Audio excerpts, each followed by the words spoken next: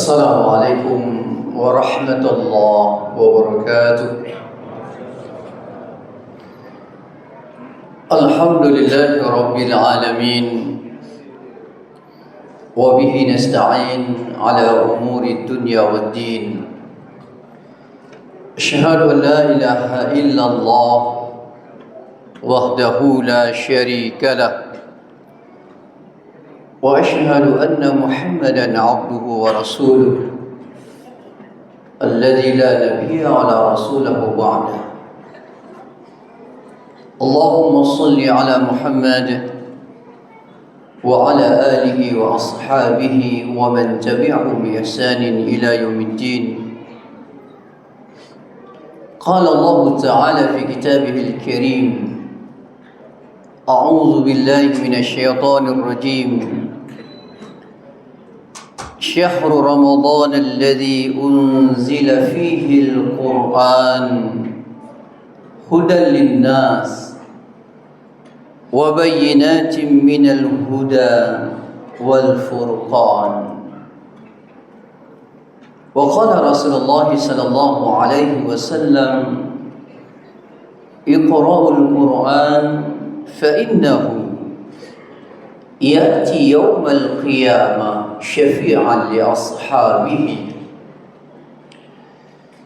Bapak dan ibu-ibu jamaah salat Isya, tarawih dan berikut witir, ya insyaallah semuanya dimuliakan Allah Subhanahu wa taala.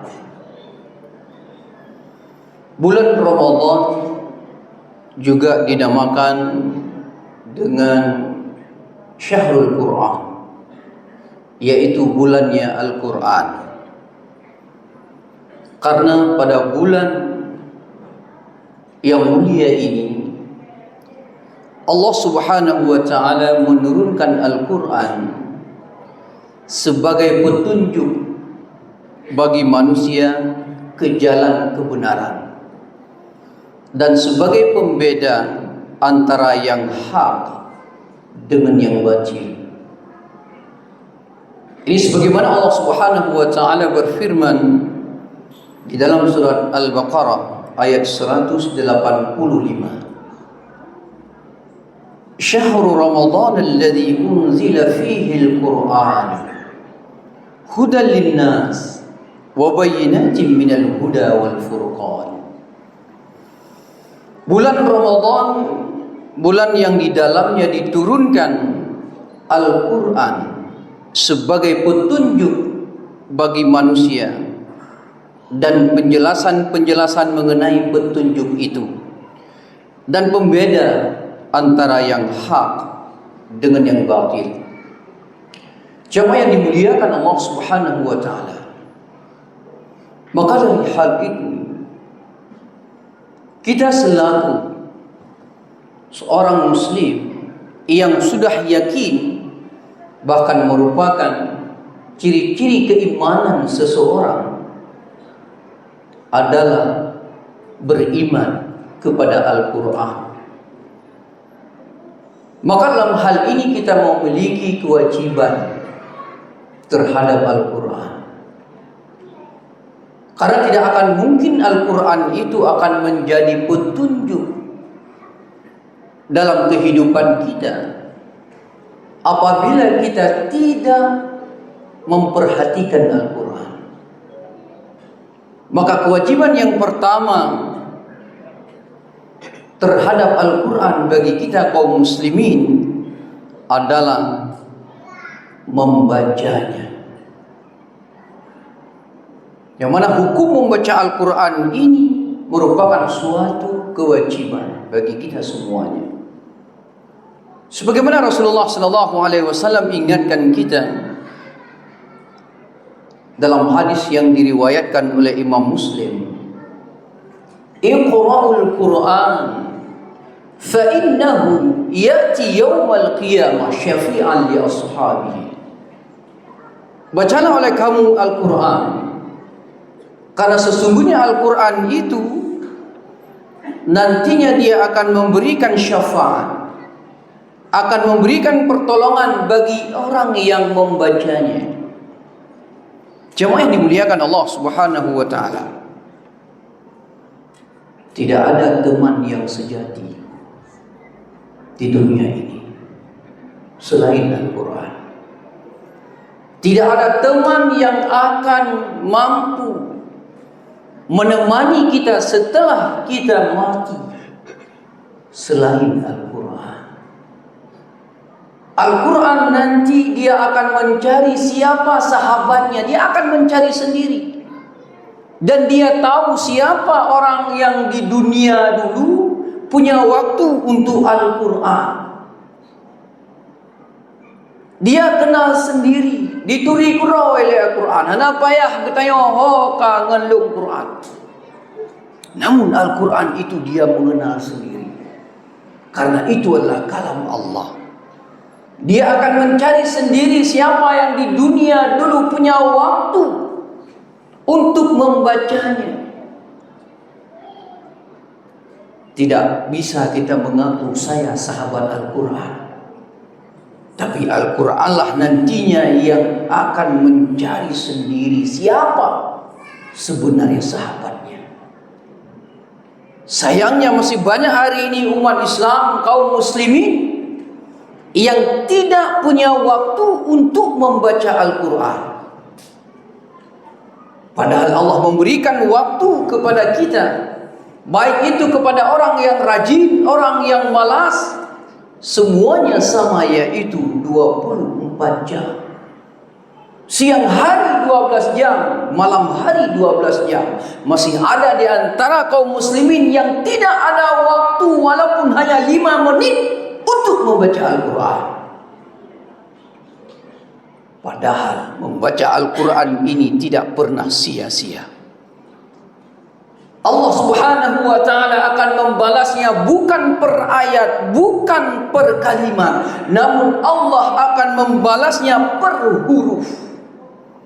La aqulu alif lam min harf, walakin alif harf, wal lam harf, wa mim harf. Jadi tidak dianggap alif lam mim itu satu huruf, akan tetapi akan dihitung pahala oleh Allah. Alif satu huruf, lam satu huruf, mim satu huruf. Apalagi di bulan yang mulia ini, Allah Subhanahu wa ta'ala akan melipat gandakan pahalanya yang tidak pernah terhitung. Namun sayangnya, tawaran Allah pahala yang begitu besar di bulan yang mulia ini, banyak di antara kaum muslimin yang tidak menarik terhadap tawaran Allah yang mulia ini. Masih banyak dia punya waktu untuk tidur, masih banyak dia punya waktu untuk jalan-jalan, untuk berbisnis. Apalagi semakin dekat hari raya, yang dia fikir adalah untuk hari raya, bukan untuk memperbanyak amal. Yang kedua, mentadaburi dan mempelajari Al-Quran itu. Karena Al-Quran tidak akan mungkin mampu kita amalkan dalam kehidupan sehari-hari. Dan Al-Quran pun tidak akan mungkin menyatu dalam hati seseorang apabila kita setelah membaca tak pernah tahu apa yang kita baca. Maka apa yang terjadi? Karena disebabkan kita tak paham apa yang kita baca, baru a'udzubillah kita sudah tehak bawah.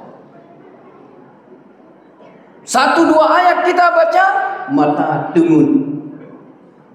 Itu semua disebabkan karena tak paham apa yang kita baca, tak pernah tahu artinya. Padahal Allah Subhanahu wa ta'ala itu sudah ingatkan kepada kita, afala yatadabbaruna al-Quran am ala qulubin aqfaluha. Maka apakah mereka tidak memperhatikan Al-Quran, tidak mentadabburi Al-Quran, ataukah hati mereka itu telah terkunci? Terkunci dengan apa? Terkunci dengan bacaan-bacaan yang lainnya. tergunci dengan koran setiap hari, tergunci dengan WA, WhatsApp, tergunci dengan berbagai macam media-media yang lainnya. Dia punya waktu untuk membuka bacaan-bacaan yang lain. Dia punya waktu untuk memahami bacaan-bacaan, tulisan-tulisan, opini-opini yang ada. Tapi dia tak punya waktu. Dia tak punya waktu untuk mentadaburi ayat Al-Quran. Padahal umurnya itu hanya tinggal beberapa saat lagi. Umurnya itu kalau kita melihat tidak lama lagi. Tapi masih ada, jangankan mentadaburi Al-Quran, membacanya saja tidak bisa. Bahkan ada yang sudah doktor, ada yang sudah mau diangkat sebagai profesor, dia tidak bisa membaca Al-Quran. Agamanya Islam. Jemaah yang dimuliakan Allah Subhanahu wa taala. Kemudian kewajiban selanjutnya setelah kita memahaminya adalah mengajarkannya. Khairukum man ta'allama al-Qur'an wa 'allamah. Sebaik-baik orang, kata Rasul, di antara kamu adalah mereka yang belajar Al-Quran dan mengajarkannya. Khairukum, sebaik-baik orang di antara kamu.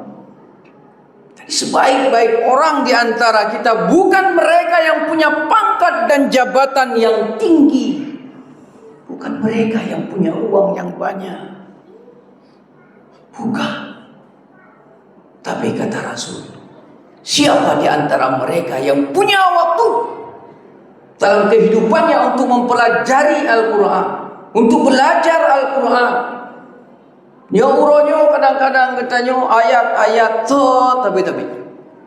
Oh, dah solat sira tu hana utama ayat. Mulai dari TK sampai kana anu 7 ayat otomatis itu bi. Bahkan tidak ada persiapan hari ini kita kalau untuk menghadap Allah Subhanahu wa taala. Tidak ada sebelum solat nyo ayat itu ku baca. Nyo qul huwallahu ahad kalau ku baca menuluhu. Ya anak fikir kuluhu tengok ayat tetap ayat tu. Menanti untuk insya yang salat qira hana merubah ayat lain. Yang pi baca hana betul hana apa. Bahkan waktu salat buya semayang ilati a. Ya semayang ilati a. Secara otomatis semua. Jemaah yang dimuliakan Allah Subhanahu wa taala. Maka oleh karena itu yang terakhir adalah mengamalkannya. Karena ilmu itu tanpa amalan maka dia tidak akan ada fungsinya. Maka hendaklah dia mengamalkan apa yang sudah kita ketahui. Banyak hari ini orang paham Al-Quran, banyak hari ini ahli-ahli Al-Quran, bahkan ada jurusan-jurusan Al-Quran di perguruan tinggi mulai dari S1 sampai S3. Dan itu cukup banyak orang-orangnya. Namun sayangnya Al-Quran tidak bisa berjalan di dalam kehidupan. Padahal Allah sudah ingatkan, وَمَنْ لَمْ يَحْكُمْ بِمَا أَنزَلَ اللَّهُ فَأُولَٰئِكَ هُمُ الظَّالِمُونَ وَمَنْ لَمْ يَحْكُمْ بِمَا أَنزَلَ اللَّهُ فَأُولَٰئِكَ هُمُ الْفَاسِقُونَ وَمَنْ لَمْ يَحْكُمْ بِمَا أَنزَلَ اللَّهُ فَأُولَٰئِكَ هُمُ الْكَافِرُونَ. Barang siapa yang tidak menghukumkan dengan Al-Quran, Allah mengatakan mereka itu adalah orang yang zalim, mereka itu adalah orang yang fasik, mereka itu adalah orang-orang yang kafir. Na'udzubillah summa na'udzubillah. Mudah-mudahan kita masih punya waktu di bulan Ramadan ini. Mari kita memperbanyak membaca ayat-ayat Allah dan mentadabburinya. Mudah-mudahan Allah Subhanahu wa taala akan mudahkan kita bisa menjadi sahabat Al-Quran. Allahu a'lam bissawab. Subhanakallahumma bihamdika asyhadu an la ilaha illa anta astaghfiruka wa atubu ilaik. Assalamualaikum warahmatullahi wabarakatuh.